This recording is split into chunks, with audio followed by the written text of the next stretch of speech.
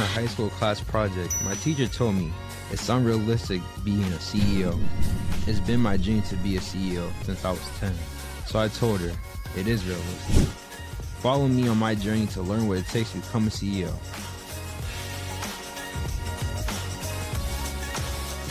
Hey guys, welcome to another episode of the Realistic CEO podcast. Today I'm here at Karen Finn. How are you doing today, Karen? Great. I'm doing really well. Thanks for having me. Thanks for taking the time out of your day to come on to the podcast. I appreciate that. I am thrilled. I am a huge fan, so I follow your podcast and on social media. Really, really impressive what you're doing. Thank you. So for the first question I do want to ask you is, can you tell us a little bit about what you do here at the Springfield Cultural Partnership? We're a connector and a convener of artists, cultural organizations, other nonprofits, the city. We work with cultural advocacy groups, and so really trying to create opportunities for artists and organizations to come together for economic development, for engagement, to create visibility in the city, and we view artists as essential workers. So we try to incorporate them in every aspect of our lives that we can and understand that they bring wellness, community wellness, culturally relevant perspectives to projects, and really just enliven, make people feel good. That's awesome. Yeah. Can you tell us a little bit about your journey? How did you get to where you are today? We moved to Springfield. That's really what landed me here. I knew nothing. I was born and raised in Texas. I finished grad school. I moved to DC. I did a fellowship, and I planned to go back to Texas. And probably similar to other stories, I fell in love. I didn't leave. I had 2 kids. They're teenagers now. And then we moved 2 more times to Virginia Beach and then Pennsylvania. And they were raised for the first half of their lives in Pennsylvania, and then all of a sudden we decided to move to Western Mass, which was a great decision. But I didn't know anyone. I didn't know what was here. I didn't know what I wanted to do, but I knew that I loved things rooted in community, and I knew I wanted to build a community here for myself and for my family. And I opened up my inbox one day, and there was this opportunity, and I was like, I don't know what a cultural district is. I am not an artist. A lot of people in my family are in the arts, so I'm a connoisseur and appreciate the arts. But what I did know is I knew how to fundraise. I had policy work. I'd done other things in bringing communities together and advocacy work. So I said, let's try it. And I did. And it was life-changing, really. It's something I'm really proud of that I can share with my kids and have them be involved, which has been great for their growth. That's awesome. So I remember you were kind of sharing before we started that you worked at the DOD Washington. So what was that experience like? And how did you go from working there to now where your role here at the Springfield Cultural Partnership? Yeah. Interesting. So out of graduate school, I did a presidential fellowship, and you're able to interview with any organization under the federal government hat umbrella that participates in this fellowship. I interviewed for an array of things, and I didn't know anything. I haven't been in the military. I have family members who have been. My husband was in the Marine Corps before we met, but I interviewed with them, and I felt something. I don't know, I can't explain it, but I was like, I want to be here. I want to work for this incredible woman who commands a room, who seemed so self-assured and really was just intense. And when she was listening to me and engaging with me, I think she drew me into it. And I still keep in touch with her to this day. But what I learned while I was there is there were a lot of people deploying overseas at that time. People signed their names to their decisions. There was a lot of integrity. People took care of their co-workers who were deployed families. So we would have potlucks and support systems built in for families of those who were deployed. It was the community, the sense of community internal to the organization was absolutely incredible. I grew up really quickly. I was exposed to things that I never thought I'd be exposed to, but no matter how hard some of those were, there was this camaraderie that was really, really impactful to me. And I think that that drove a sense of, I have to be in a place where people care for one another, want to rally around a shared objective, and really show care and integrity. And, so many people, they were all different, but there were these commonalities that we could come around. And I know we don't see that out in the world when we're watching the news maybe, but internally it was very strong and very impactful. That's awesome. Yeah. Did you ever think that you'd have gotten, like, let's say if we go to you in high school, first going into college, would you ever thought you'd have got an internship that would have led to where you were in that position? No, not. And even when I was in grad school, the dean of the business school came to me and said, do you want to do this? You want to try? Because I'd like to recommend you. And I was like, why me? I don't know. And really it came down to, he said, you have grit and you've pushed through and you've had some really trying times. In graduate school, I went to a school where there were a lot of older people, and I went straight from undergrad to graduate school, not taking a lot of people's advice who said, get some experience, then go back so you have something to apply the knowledge to. I loved school. I would still be in school today if I could continue to pay to just be a lifetime learner. But I was nervous. I come from a really big extended family, and everyone for the most part has stayed in the same area. And so I had to think, do I want to be one of the first to leave? Because I knew if I did it, I'd have to move to Washington, D.C. Am I competitive? I've never done anything like this before. But I thought, why not? When interviewed, and of course, funny to me was I called my dad and I said, I had 14 interviews today.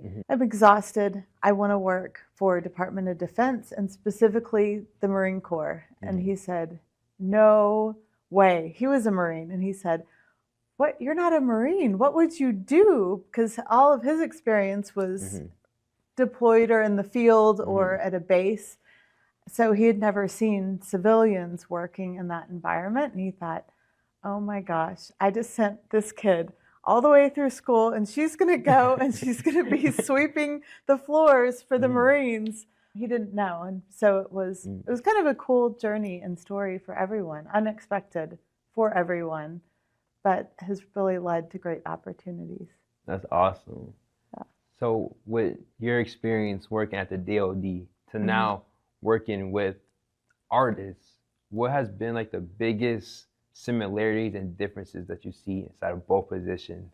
Ooh, that's a tough one. I mean, it's interesting because I don't know if I've thought of it that way, but I do think community. I think also wanting to work for policies and civic actions and commitments to a group of individuals, in this case, artists, creatives, culture bearers, is similar in writing policy or defending budgets in the DOD. I certainly still have to raise money, right? Not only to pay mine and staff salary, but to pay artists, which is the key for us, but also to uphold the mission. So being able to say no to things that aren't aligned is still difficult for me because I'd love to be able to do everything.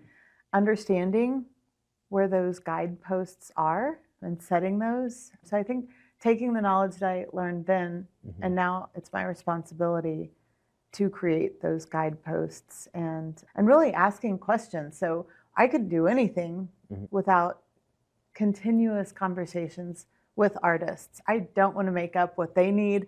I don't want to make up what organizations need. I don't want to make up what the city's priorities should be. And so both in my past positions and then here today, I have to constantly ask and pull. What do you need? What can you give? Right? And try to pair those things together. So, oh, they need this and they have that.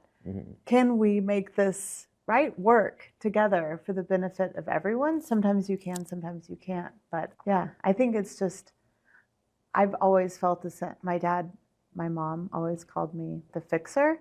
I don't think I ever fixed anything, but I did like to try to put the pieces together because I do want everyone to have what they need. And I'm happy to try to help uplift those needs. What I liked about when you said when you first moved here, you didn't really have no connection, didn't know anybody, but you seen an opportunity and you took it. So how were you able to go about and take that opportunity and know it might not work, but you still did it anyways? Ooh, courage, right? It takes a lot of guts because it's hard to hear. I'm in my mid 40s, late 40s, and it's still hard to not be chosen, right? Or to fail. But I think that the path that my life has taken, I've never been like a subject matter expert in anything, but what I can provide and what I have inside of me that I think has helped me in my own journey is grit. And I will try. I'm not afraid to ask questions. I'm not afraid to ask for help. I'm not afraid to test out new ideas and to challenge my own ideas. And so I think that all of those things help me to take whatever opportunity I want to take in life, whether it's something simple and in my personal life, or if it's something big and taking a career leap. That's kind of what helps stabilize me. Saying, if I had gone to school to learn how to do anything, right? To fix my sweater when I have a hole, or to cut hair, or to be a certain type of attorney, I would know where to look for my opportunities. But I kind of took this broad, open approach in general business, right? And organizational development. What do? How do you tell people what you do, especially when you've never done it before? You get out of school and you're like, well, I think I can do something with this really broad range of knowledge they gave me and no really honed in skills. So you have to come up with some other path. And I think I am very, very determined to get things done. And I have this belief that there is a way, period. There's a way. We're going to figure it out. It's not always working out for me, but I think with that attitude, people also want to rally around you and help you. Like, oh, wow, she is not going to stop. Let's help her get a little further, which is great. Working here, what has been some of your favorite moments or some of your favorite experiences that you were able to be a part of? Oh my gosh. I've never felt so humbled and so honored in my life to be around the people that I meet, and just the introductions to art forms or being invited into someone's art is very personal. And so when someone allows you into that space, or to see a work in progress, or to talk about the difficulties that they're having, or maybe some of the successes they're having, it's really building these intimate kind of relationships where building trust. And I think that learning that no one needs to trust me, that I have to earn that, that it is no one's job to just come in and say, oh, well, Karen does this, let's trust her. That's been really I think, most impactful part of my position. And then meeting the artists and meeting other people who work in nonprofit or for-profit in arts and culture or the city, and neighbors, is just incredible. It's changed how I see the world, how I interact with the world, how I want to expose my kids to experiences in the world. And I just feel so blessed. Springfield is unlike any other place that I've lived before, because it is it's a big city, but it really has that small town feel, and how people come together, and people have lived here forever. Moving from the DC area, everyone's transient. No, some people are, but very few people that I was introduced to are from DC. And so we're kind of all people floating around without roots there. And I love being able to work with people who have roots and passion and such civic pride. I feel really special to be able to be allowed into those spaces. One of the things that you did say when you first got this position, you already knew how to fundraise and you're comfortable with that. So as somebody that knows how to fundraise, and I'm looking for advice on how to be a better fundraiser, what are some ways that you are able to be good at fundraising so that you can get the money to do what you're doing? Ooh. Well, it's a lot of writing and research, and I am by nature, I think, an introvert and a researcher, and so I think just doing the background work, but also the piece about asking what are the overall needs of the community, what are the things that I might not see or recognize, and trying to put those puzzle pieces together. But so a lot of my fundraising is through grant writing, but also having to come up with a value proposition for what we're raising money for. And so taking the things that I know, but maybe I haven't practiced articulating those out, can be really challenging, and trying to really I ask myself why, the practice of 5 times, like why, and then you give yourself an answer, and then you ask why a few more times to dig deeper. Like, what's the real value of this and not the surface level value? And sometimes those are visible, and a lot of times with what we do, they aren't as visible. And so there are these invisible kind of benefits, community benefits, that can be really hard to say it, right? It might be just anecdotal data that we have from the community of what they need, or health outcomes that are stories that we've heard and not necessarily metrics that we can measure and data. That's tough. But I think I have a hard time all the time if I came up to you and said, so I need your help. We're fundraising for this, and I think that you would be a great donor. I've seen that you're involved in these other activities. This really aligns with this. That's hard for me, the one-on-one. I'm kind of doing this group. I will do it, but I like to try to catalyze on, right? We got this money, but we could grow this program if we got a little more over here. And it's getting tougher. This year is tougher than last year. Last year was tougher than the year before that, just because of there's so many things that are getting cut. And then I have a hard time because I want to change our programming to fit the needs of the community. So right now, with things going on in food insecurity, and I think nonprofits like my own need to look at how do we pivot so that what we do and what we're fundraising for can help uplift these other essential functions, right? People need to eat. And how can we incorporate arts and culture and our efforts into creating programs that might help raise money for food security? So it's always a challenge. It's never the same. It's just kind of trying to keep an open mind and be creative about it. But we've been successful so far. So when you say you are looking to, when you're fundraising and you might have to pivot to make sure that you can get the grant money or whatever it is to fit the program, how are you able to make it so that your program might not have been something that was quote unquote meant for that, but you're able to find a way to make so that you are able to be qualified for the grant? Yeah, I think we always have to stay agile. And so there are times for sure when we were doing a project called Trust Transfer Project and collaboration with the Community Music School, and it's led by Vanessa Ford as the director. We knew that this program, as it is, was kind of community driven, created during the pandemic, and community and our health partners said, this is what we need. So that was an instance where we weren't going to take our square peg and try to put it in someone's round hole, that we're not changing our program, that the community said they want and need to fit a grant. And that made it hard, but we were very fortunate. The Centers for Disease Control contributed to that program, the Commonwealth of Massachusetts, and some local organizations. But it's not very often that we can say that. So a lot of times we have to say, so this is what we want to do, but we're going to have to make some modifications to our vision to fit into the grant, the funding requirements, if we can, or create an arm or provide a really strong defense of why we can't, but also give them a view of why we still think that this program will meet what they're looking for,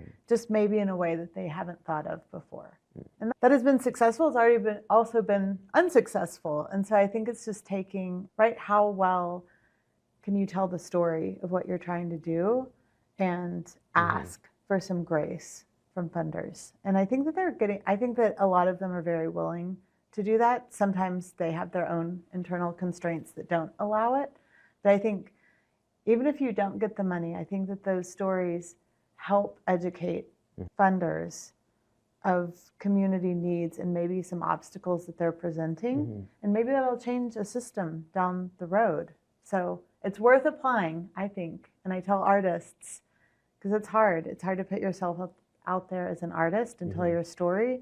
And you need that self-belief, right? Like I deserve to be here. I deserve this opportunity. And I'm now, if I can believe that, I'm going to go for it. And I'm going to apply for my first grant, or I'm going to apply for the grant I haven't gotten the last 5 times for a 6th time, because one of these times it's my turn. And so we try to provide supports in that way also to give that encouragement. That's amazing. When it comes to creating programs, what does that process look like? So I feel like if someone said, what do you do every year? It's never the same, because opportunities are always changing, needs are always changing. And so we do, if it's a community input session, we also have a really incredible group of members. So we're a membership organization. And so we keep a pulse on what's happening there. What are some of the commonalities? It's really important to me to not have like, well, we're going to favor one of these partners or one of these artists or one of these, kind of take a broad look and try to find commonalities. What are the city priorities? Safety and health, economic development, all of these things. How can we create something that ties in a benefit to at least a large number of priorities, whether it's coming out of Mason Square or the North End or the South End, or maybe it's a community-wide effort. Maybe it's just a small group of artists and it's a small program that we have that there's a real need, but we see if we could help solve this in even a tiny way, that it's going to propel and make momentum forward and create pathways for now this group to share and expand a program later. And sometimes it's just a big jump it off the cliff, like, hold on, folks, we don't know how this is going to land. Like the trust transfer project, we had no money, a huge need, lots of requests, and we said, all right, we're going to go for it. And that was in 2019, and we're still doing things, and there have been lots of pivots, and we don't have the same level of funding, but there's still a need, and it still resonates in the community, and we found a way to make that really work. And so that's a lot of our focus in community wellness there. That's amazing. So before I continue to ask questions, I want to read you my book called Yes. Yeah. So Awesome. I can't wait. Yeah, we have enough time. Yeah. So the book is called I Am a CEO, Realistic CEO. In the sunny town of Jeanville, there lived a boy named Tony with a big, bright dream. One day, in Mrs. Parker's class, Tony announced, when I grow up, I'm going to be a CEO, a Chief Executive Officer. Mrs. Parker smiled and said, that's a big dream, Tony. Maybe think of something a bit more realistic. Tony's eyes sparkled. But it is realistic. I have a plan, he said, with confidence. I will read lots of books and learn about business, Tony explained, holding up a book titled Lemonade Book. And I will practice by starting a lemonade stand. It will be the best in town, said Tony, while sharing a drawing of his stand. Mrs. Parker was surprised. That's quite a start, Tony. But being a CEO is more than lemonade. I know, Tony nodded. I will meet and interview successful CEOs, business owners, founders, presidents, executives, and community leaders. I will learn from them. I'll learn to make good decisions and solve problems. Tony continued, I also learn to be kind and help others, just like a good leader. Mrs. Parker smiled. Tony, I think you just might be a CEO one day. With a beaming smile, Tony said, I'll do the LBW and I'll practice the 5 types of work. They are work hard, work smart, work right, network, and teamwork. You'll see, Mrs. Parker. Years later, Mrs. Parker read a newspaper with a familiar face on the cover. Tony, CEO of More Than Lemonade Inc. She remembered the little boy with the big dream. He did it, she whispered with pride. Back in Dreamville, Tony, now a CEO, smiled. Dreams do come true with the 5 types of work, along with self-belief in action, the LBW, the long, lonely, boring work. And in his office, the drawing of his lemonade stand hung on the wall. Remember, no dream is too big if you believe in yourself, are willing to work for it. Create a simple, realistic plan and follow it through to execution. Everyone has a special dream that can change the world. What's yours? And that's the book. It's fantastic. Thank you. Yes. So, I just have a couple questions Okay. based from the book. So Tony, he talks about the LBW and the 5 types of work. So the first, I want to have you kind of break down what each type of work means to you. So I'm going to go through all of them. Okay. Yeah. So the first type of work is working hard. What does working hard mean to you? Ooh. I don't think that it's, so what it's not for me is spending so much time, right? Like I'm working hard, which doesn't mean just putting in the hours.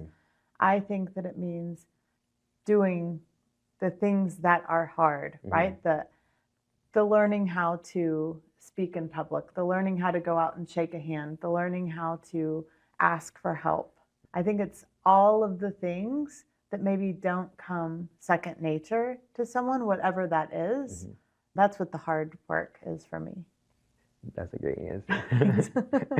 The next type of work is working smart. Okay, so working smart, not hard, right? Is right. I think that takes a little bit of planning to have smart of what are the key tasks that, or what are the key things that you need to do that are going to have the most payoff, right? So I could spend all day long searching for grants or a new contact, and sometimes that's necessary, but I think the working smart is what things can I do today to incorporate smart work, to open up opportunities or to make something easier for my team, or it could be something like taking the time to finally get this thing down or done so everything that we do later is going to be a little bit easier because I finally did it. That's part of the smart for me. The next type of work is working right. See, I think I'm getting some of mine. There's a lot of overlap here. So that's it. I think working right is, I think everyone, regardless of what you do, needs to do a self check-in. Am I doing the things that I'm doing on a daily basis, not the big job, with the same intentions that I started with? Are my intentions good, right? Am I doing things to cut corners, or am I still honoring who I am and taking the time to do things right? Am I going into this with my heart and my mind in the right place? And am I surrounding myself with the right people? Because I think, like your book says, that If you are surrounding yourself with the people who believe in what you're doing, that's a lot of motivation to be able to continue the work, because it doesn't matter what any job that you have, there are going to be some really rough times, some really gratifying times, sometimes that you don't want to do it the right way, you'd like to cut corners. But I think that the more you surround yourself with people who believe in what you're doing, you hope others will come along who might not share your vision, but let them not share your vision because they're going to see that there's this whole other group that does. And I think it helps you also have time to learn other people's visions, to just expand your own universe and spend less time worrying about trying to fight or go up against the naysayers. That's amazing. We got two more words. Okay. The next one is networking. Networking. Yeah. Everything.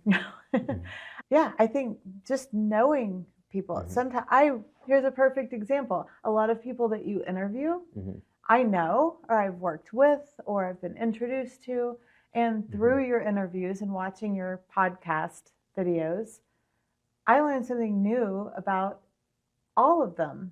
Or I write down, I don't know them. I want to get to know them. And creating that networking, there's a personal aspect that I think too, you don't just want to say, oh, they have something I want, and so I'm going to go introduce myself to them. There needs to be mutually beneficial, but I think it also needs to be right. So an honest introduction, and that you have good intentions, but get to know that person and what drives them and what motivates them. What do they need? What might you have, right? Because all the relationships build, and I think the more integrity and shared in the relationship versus very one-sided, I think are important for me when it comes to networking. That's awesome. And then the last type of work is teamwork. Teamwork. I feel like I'm on a quiz show.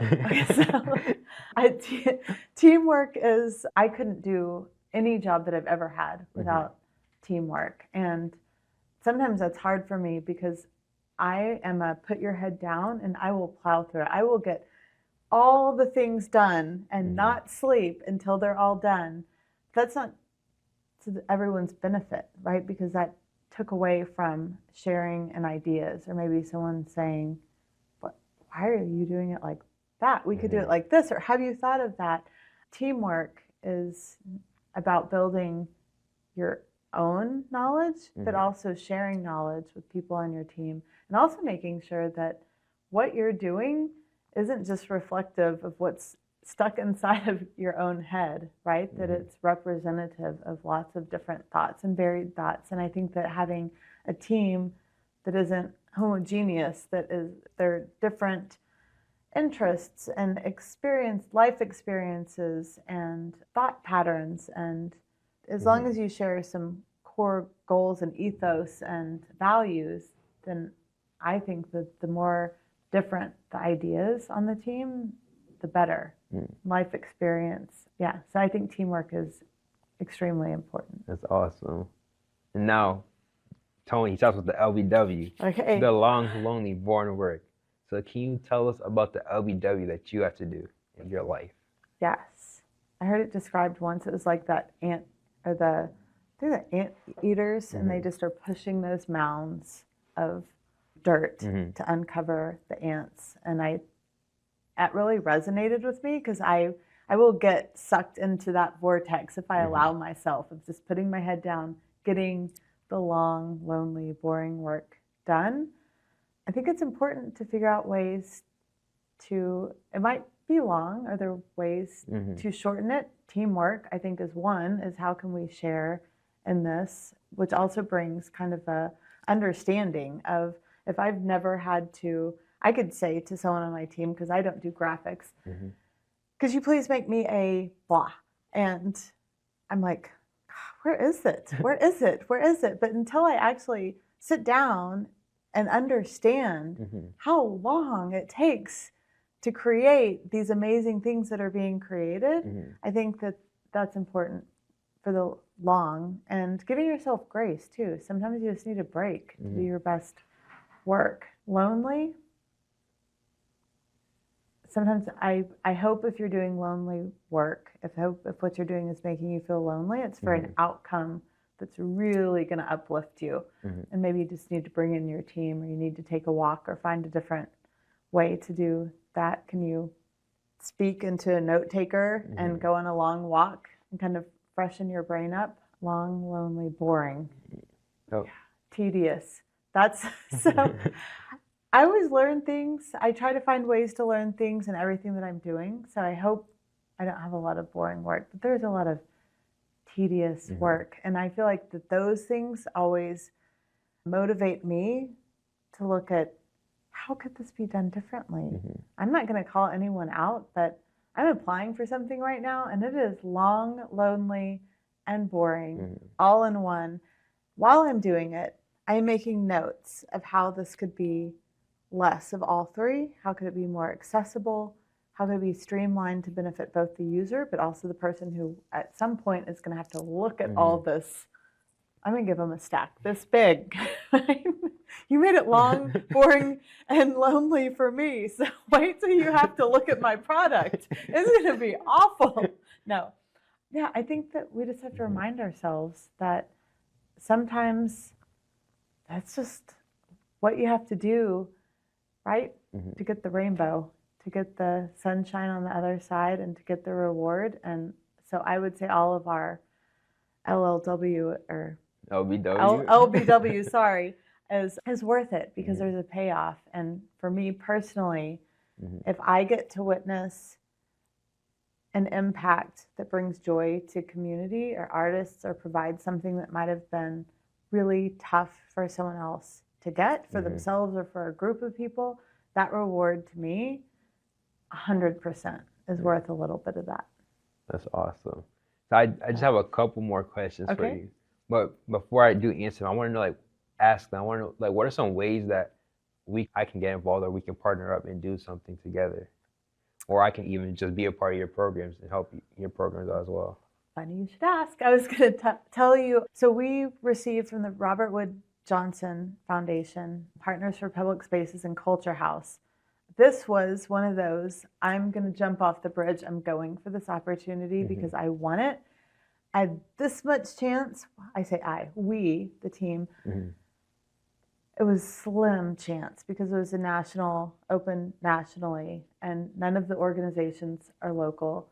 And we got it, one of two. So there's a place in Harlem that got the grant, and a place, us in Springfield, that got the grant. And so they're giving us funding to have a pop-up civic space. We've found the space. It's right next to White Lion in that fishbowl glass area. We will have a space that is free for anyone in the community to use for civic engagement. And we define civic as there's a benefit to others. It's free. We'll have weekly stipends open to people who want to host a workshop or a demo, a performance, all kinds. I mean, dream it up. And as long as it fits into the definition that we will be putting out soon of civic, it qualifies. But we would love to have you dream up a program, bring more youth. We would love to get more youth involved in this.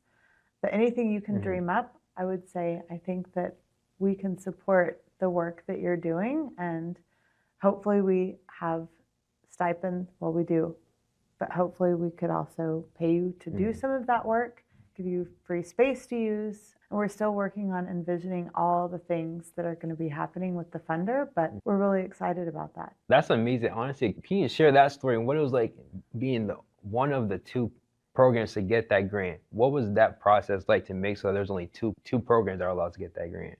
Yeah, it was very exciting. There are a few times that we will see an opportunity and we're like, wow, wouldn't that be so cool if we got this? And we go for them. And usually it's like, thank you for your time. And this time they came back and they said, tell us more about what you said here. Tell us more about. So we wrote more and we recorded some videos and we sent in some pictures and we talked about past projects and our community involvement and what our interests are. And they said, okay, we want to have a call. Okay, so we're going to have a call. And right now, here's the teamwork and the brainstorming, and got excited, but still, right, a little, I wonder how many people they're asking to have a phone call. How many people were in the narrow it down pool? And then voila, we got the note saying, congratulations, we want to have this meeting. It's been really great because they have technical support, and we check in every single week with the funder group to talk about different stages of hosting a pop-up.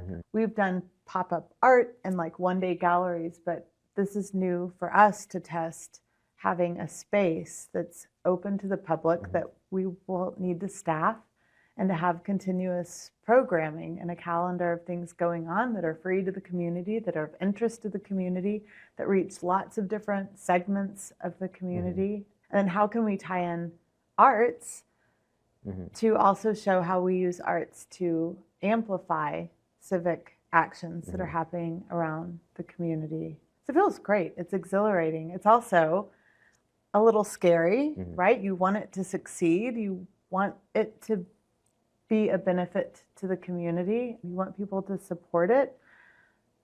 But I think that all comes from, we wanted the space. We don't want to program it. We want the space so that community can program it and bring their visions and dreams and ideas. Like, what if someone just has something and they want a change of scenery, they already do it every single month somewhere else, they can do that.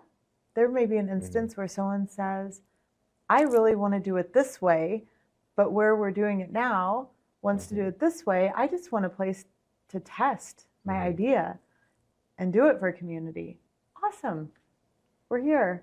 Yeah, so it's exciting, and it's great for me because I get to learn new things, which fuels me to do more. That's awesome, and I would definitely love to be a part of that. So when I will be sending you, we have some information that we just sent out, I think, yesterday on a post.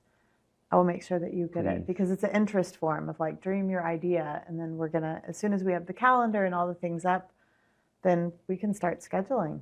Definitely, please send me that. I would love to be a part of this program. Awesome. It sounds amazing. You know, I'm happy for you that you're able to get it too. That's amazing for you, because I know what it's like to try to get something that you might not even expect it to happen, and then it does happen. Then you're like in awe. You're like, yeah, did this just happen to me? How did I get it? So I kind of know how that feels. It's a good feeling. Yeah, of being able to go out and do something, really not thinking nothing of it, and then you end up getting it anyway. So yeah, I hope the space is like that for some people too. Of wait, well, I don't have to get a permit. I don't have to do this. They're gonna have snacks there that we can eat, and drinks, and maybe a stipend depending on the program. Then I hope that just opens up doors for people who want to take a risk, because being able to have risk taking some of that pressure off, I hope will make more people take the risk, and like, what we're removing some barriers, so hopefully people will say, all right, this is the time, I'm just gonna do this thing. That's awesome. I just have one more question for you. What's one fun fact about yourself that nobody really knows? Ooh. One of my favorite things to do in the whole world that I don't ever talk about at work is to scuba dive. Really? Where has been your favorite place to scuba dive? Ooh, I got to scuba dive the Great Barrier Reef. That was pretty amazing. And so we got to see both fish and reef, but also a wreck dive. And I think that I like it because it's like going to a different planet, a different world, that all of these things that are so unexpected, but it's also a little scary. So I think you get a little adrenaline rush. And when I'm done, I both am in awe, but I'm also really proud of myself. And so it has all of these aspects. I think also I find, whether it's scuba diving or snorkeling, that it's quiet, right? And you also have all of these beautiful things filling your senses. So I feel like the calm of water, and then all these beautiful things to look at, that the noise is kind of turned off, that I think that it just creates this perfect environment for me to like just be. That's awesome. I've never scuba dived. I actually do. I do want to try that. Definitely. I've never done it before. I highly recommend. It was intimidating, right? You have to get to breathe in, like regulate, and you can't go too fast, and you're like, am I not going to be out of oxygen, right? Or you can't go up too fast because it's bad for your ears. Yeah, so it involves all the things I love, like just the calm. I had to learn something and feeling control and a little bit out of control to build that. That's awesome. It's nice. So I hope you do get to try. I definitely do want to try that. After what you just said, I want to try even more. Okay, good. But thank you again for coming on. I truly appreciate Thank you for asking me. Really, I'm such a huge fan. I don't have the right to be proud of you, but I feel proud and excited for you. Thank and I you. can't wait to follow your journey and see what happens. And as someone who has started in a place where I knew I wanted to do something. I didn't know what, but I think similar to you, I tried to surround myself with people who could help bring some light to things that I may like, or how to pivot my direction or whatnot. And as a mom who has sons, it's inspirational to me, because I think what you're doing exemplifies my hope for my kids as they grow up to just take the path. Don't let people tell you you can't do something and that you don't. What I really wish someone would have told me is you don't have to pick these common paths, right? I had a lot of influence in a big family and everyone was so supportive, but I didn't know that I could have scuba dived for a living. I could have gone and been a marine biologist, and I probably wouldn't like sleeping on a ship though. Yeah. Would have taken the fun out of it. Yeah, but I just think that the journey to find out, now though with social media, which wasn't present when I was growing up, you can see everything. I still see things. I'm like, what? Someone does that? I guess they do. Someone has to. How awesome. So yeah, and thank you for exposing other kids to having these same ideas. Thank you. That's really why I do what I do, is because not only do I want to pump like self-belief into the kids' lives, but I also want them to see that there's a lot more careers out there that they never thought of. Absolutely. Yeah. And things that are right, that my grandparents or parents might have said, that's not a thing. Today it is, right? Yeah. But ask young people. Don't ask us. 'Cause there's so much to explore that I just don't think people knew. Yeah. There's so, like you said, anytime I go online, there's a whole bunch of careers that I never even thought of. Oh my gosh. I'm like, wow, I didn't know you can do this or that. So I do have a similar experience when you said you're going online and you still are seeing new stuff, new careers every single day. It's incredible. Yeah. Awesome. So I Thank you. do want to thank you again for so coming much. on. Appreciate it. I appreciate you. Thank you. And before we end, I want to thank every single one of you for all the support that you have shown me in my journey of becoming the realistic CEO. So ways that you can support even more is by going onto my website at www.realisticceo.com, and you can shop, donate, or become a partner with us. See you in the next episode. Peace.